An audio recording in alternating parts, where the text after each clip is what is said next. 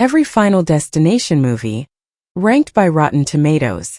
One of the most popular horror/thriller franchises over the last few decades has undoubtedly been none other than Final Destination. With a super fun and unique premise about cheating and outrunning death, the Final Destination series finds itself being enjoyable with almost every single entry, thanks to the spectacle on display with each of the wild deaths that occur. With death itself being the enemy and always finding nutty and bonkers ways to kill off its protagonists, these movies don't necessarily always need a good story, so long as they can keep people entertained by the sheer amount of spectacle. With the newest installment in the franchise after 14 years of nothing, people are finding themselves looking back on the previous films and their quality compared to the newest flick. The Final Destination, 2009. Critics score, 28%/audience score, 35%. The fourth Final Destination movie is by far known all around as the worst of the series. In 2009, the Final Destination hit screens and had people leaving the theaters wishing they'd be next on death's list. While no one expects this franchise to deliver Shakespeare on the storytelling front, it needs to at least be somewhat serviceable. But outside of even that, the Final Destination pretty much goes against everything that made the series good in the first place. A big part of what made the first three Final Destination movies kills so good is the pacing and tension that came with said killings. The movies make you dread what gory and horrific things could possibly come next, but the Final Destination does not. This fourth movie decided to be way too big for its britches, and used the larger budget it had to craft deaths that had zero tension and simply felt big, bombastic, and didn't hit whatsoever. Final Destination 3, 2006. Critics score, 44%/audience score, 57%. Who doesn't love to see the one and only Mary Elizabeth Winstead on screen in any way, shape, or form? While not as good as the first two, Final Destination 3 is still a relatively enjoyable film to watch. It certainly has some of the better performances in the franchise, thanks to Winstead and Ryan Merriman, which is a big plus for the franchise. The best way to describe Final Destination 3 is that it's not too great, but still manages to be a pretty fun watch. It is way more bombastic than the two prior movies, while still keeping some of the tension that makes the franchise's death scenes so special. Set scenes are a lot of fun, and the chemistry between Winstead and Merriman makes their scenes together enjoyable, even when perilous things aren't happening on screen. This makes it a relatively rewatchable Final Destination flick. Final Destination, 2000. Critics score, 49%/audience score, 68%.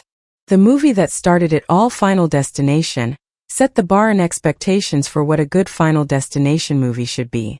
So, of course, this movie holds a special place in a lot of people's hearts for being such an impactful film for not just the franchise but the horror genre as a whole.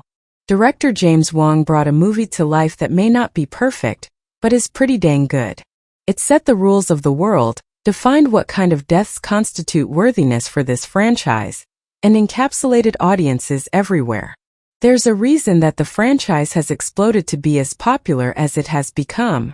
While it may seem tame compared to the others, that can also be considered a good thing, keeping in mind how getting bombastic has also proven to not be great for the series.